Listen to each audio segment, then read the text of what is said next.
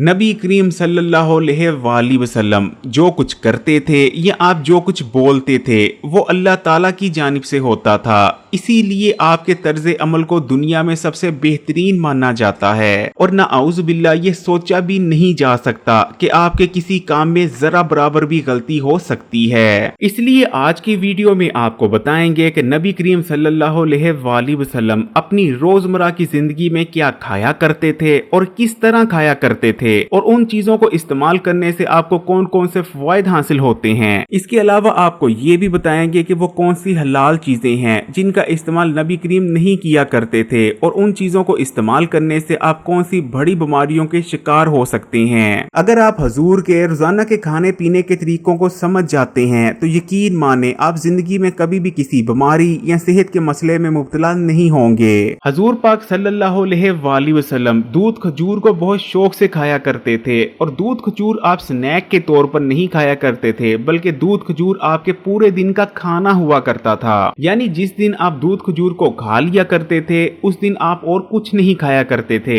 हजूर पाक दो तरह से दूध खजूरों को इस्तेमाल किया करते थे। पहला तरीका ये हुआ करता था कि आप साथ में दूध पिया करते थे और साथ में खजूरों को खाया करते थे, जबकि दूसरा तरीका ये होता था कि दूध को गर्म किया जाता था और उसमें खजूरें शामिल कर दूध में खजूरों को पकाकर इस्तेमाल किया जाता था। खजूर को जब दूध में पकाया जाता है तो बेहद ताकतवर चीज तैयार हो जाती है। दूध खजूर इस्तेमाल करने से हर किस्म की जिस्मानी कमजोरी का खात्मा हो जाता है, आपके जिस्म में ताकत आती है, आपके दिमाग को ताकत मिलती है, असाब को ताकत मिलती है, जिस्म में ताजा खून पैदा होता है, हड्डियां मजबूत होती हैं और हर किस्म का जोड़ों और घुटनों का दर्द खत्म हो जाता है। कुछ दिन ऐसे भी हुआ करते थे जब हजूर पाक के घर में अनाज का दाना तक ना हुआ करता था। उन दिनों में आप सिर्फ खजूरों को खाया करते थे और खजूरों के साथ पानी पीकर गुजारा करते थे। आजकल साइंसदानों का कहना है कि खजूर सुपर फूड है और अपने आप में एक मुकम्मल ग़िज़ा है। अगर आप पूरा साल भी सिर्फ खजूरों का इस्तेमाल करते रहते हैं और साथ में और कोई ग़िज़ा इस्तेमाल नहीं करते फिर भी आपके जिस्म में ग़िज़ाई कमी नहीं होगी, क्योंकि खजूरों के अंदर वो तमाम विटामिन और मिनरल्स भारी मिकदार में मौजूद है जिनकी जरूरत आपकी बॉडी को हेल्दी रहने के लिए होती है। हजूर पाक चावल भी इस्तेमाल किया करते थे लेकिन बहुत कम, क्योंकि उस जमाने में अरब कल्चर में चावल इस्तेमाल करने का ज्यादा रिवाज नहीं था, बल्कि उस जमाने में अरब लोग ये मानते थे कि ज्यादा चावल इस्तेमाल करने से आप पर जल्दी बुढ़ापा आता है और आपका जिस्म कमजोर होता है। लेकिन नबी करीम ने कभी भी चावल खाने से मना नहीं किया, जिससे पता चलता है कि चावलों में किसी किस्म का कोई मसला नहीं। ज्यादातर लोग ये समझते हैं कि हजूर पाक गंदम की रोटी इस्तेमाल किया करते थे, जबकि आप गंदम की नहीं बल्कि जौ के आटे की बनी रोटी इस्तेमाल करते थे, बल्कि जौ के आटे की रोटी आपको बेहद पसंद भी थी।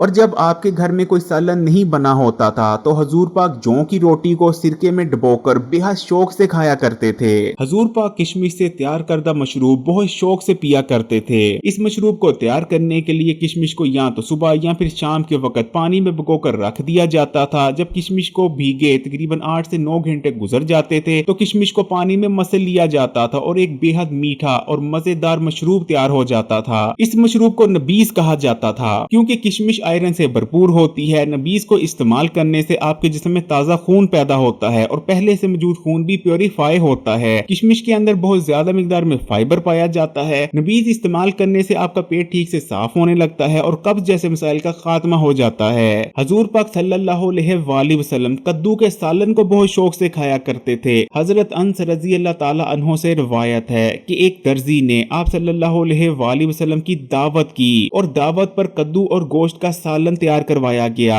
जिस सालन को आप सल्लल्लाहु अलैहि वसल्लम ने बेहद शौक से खाया। हजरत अंस इरशाद फरमाते हैं कि उस सालन में गोश्त भी मौजूद था लेकिन आप सल्लल्लाहु अलैहि वसल्लम ने कद्दू के टुकड़ों को निकाल कर खाया। इस बात से आप खुद अंदाजा लगा सकते हैं कि आपको कद्दू कितना ज्यादा पसंद था। कद्दू के अंदर अल्लाह ने शिफा रखी है और ये बेशुमार बीमारियों का इलाज भी है। कद्दू इस्तेमाल करने से दिल मजबूत होता है, जिसमें कोलेस्ट्रॉल कम होता है, रात को बेहतरीन नींद आने लगती है, बेख्वाबी का खात्मा हो जाता है, ये कल्ब को सुकून देता है। कद्दू जिस्म, मेदे और जिगर में बैठी बेजा गर्मी को उठा लेता है क्योंकि ये बेहद ठंडा होता है। आपकी आंतों को साफ करता है और आंतों में पाए जाने वाले गंदे और फाजिल मादों को आंतों से निकालने में मदद करता है। कद्दू आपकी आंखों के लिए बहुत बेहतरीन है, आंखों की हिफाजत करता है और नजर को तेज करता है। कद्दू मैदे की तेजाबियत को खत्म करता है। अगर खाने के बाद आपके मैदे में जलन होती है या पेट में भारीपन महसूस होता है तो कद्दू का जूस पिए, इंशाल्लाह ताला बहुत बेहतरीन नतीजे देखने को मिलेंगे। कद्दू इस्तेमाल करने से आपके गुर्दे हेल्दी रहते हैं, गुर्दों की सफाई होती रहती है और अगर गुर्दों के अंदर पथरी बन गई है तो वो भी रेजा रेजा होकर पेशाब के रास्ते से कुछ ही दिनों में जिस्म से बाहर निकल जाएगी।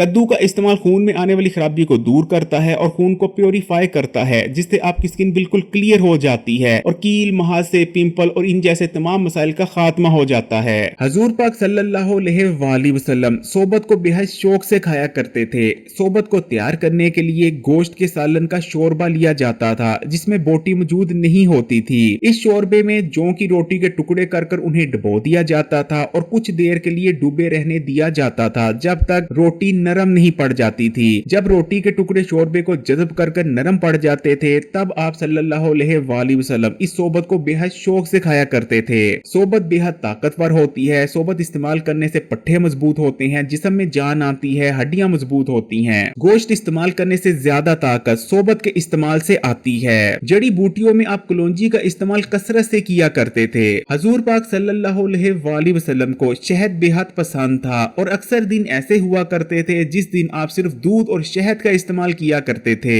दूध के अंदर शहद मिलाकर इस्तेमाल करना बेहद फायदेमंद रहता है। इससे आप खूबसूरत नजर आते हैं क्योंकि आपकी स्किन हमेशा मॉइस्चराइज रहती है, स्किन पर ड्राईनेस नहीं आती और बिल्कुल फ्रेश और यूथफुल नजर आती है। दूध शहद आपके मैदे को ताकत देता है, असाबी निजाम को मजबूत करता है, नजर को तेज करता है। इसके इस्तेमाल से जिस्म में ताकत आती है और जिस्मानी कमजोरी का जड़ से खात्मा हो जाता है। अब आपको उन ग़िज़ाओं के बारे में बता देते हैं जो कि हलाल हैं। हर मुसलमान उनको इस्तेमाल कर सकता है, लेकिन हमारे नबी करीम सल्लल्लाहु अलैहि वसल्लम उन ग़िज़ाओं को इस्तेमाल करना पसंद नहीं फरमाते थे। आप सल्लल्लाहु अलैहि वसल्लम का अरशाद मुबारक है कि गाय के दूध में शिफा मौजूद है जबकि गाय के गोश्त में बीमारी। और जैसा कि आजकल आप जानते ही हैं कि गाय का दूध कितना ज्यादा फायदेमंद है और कितने ज्यादा हेल्थ बेनिफिट्स हासिल होते हैं इसके इस्तेमाल से, लेकिन गाय के गोश्त के बारे में आए दिन आपको भी सुनने को मिलता ही रहता होगा कि गाय के गोश्त में फलानी बीमारी आ गई, फलाना इन्फेक्शन या फलाना वायरस आ चुका है और गाय का गोश्त इस्तेमाल करने से आपको भी ये बीमारी लाहक हो सकती है। इसी तरह आप सल्लल्लाहु अलैहि वसल्लम कलेजी का इस्तेमाल भी नहीं किया करते थे। इसकी एक वजह तो ये थी कि कलेजी क्योंकि खून से बनी होती है, इसमें बहुत ज्यादा खून होता है, इसलिए कलेजी के अंदर एक मखसूस किस्म की हमक होती है। कलेजी के इस्तेमाल से मुंह में भी स्मेल आने लगती है और पसीने में भी स्मेल पैदा हो जाती है। अगर आप कलेजी को थोड़ी मिकदार में और कभी कभार इस्तेमाल करते हैं तो कोई मसला नहीं, लेकिन अगर कलेजी का बहुत ज्यादा आप इस्तेमाल करते हैं तो कलेजी का ज्यादा इस्तेमाल आपके गुर्दों पर असर डालता है क्योंकि इसके अंदर बहुत ज्यादा मिकदार में विटामिन और मिनरल्स मौजूद होते हैं जो कि आपके गुर्दों को अफेक्ट कर सकते हैं। आपके जिगर को बहुत ज्यादा काम करना पड़ता है कलेजी को हजम करने के लिए, जिस वजह से जिगर पर दबाव पड़ता है, जिस्म में कोलेस्ट्रॉल का लेवल बढ़ सकता है जिससे दिल के अमराज पैदा होने का खतरा रहता है। नबी करीम सल्लल्लाहु अलैहि वसल्लम कच्चा प्याज भी इस्तेमाल नहीं किया करते थे क्योंकि कच्चा प्याज इस्तेमाल करने से मुंह में बदबू आती है, जबकि आप दिन में कई बार मसवाक किया करते थे।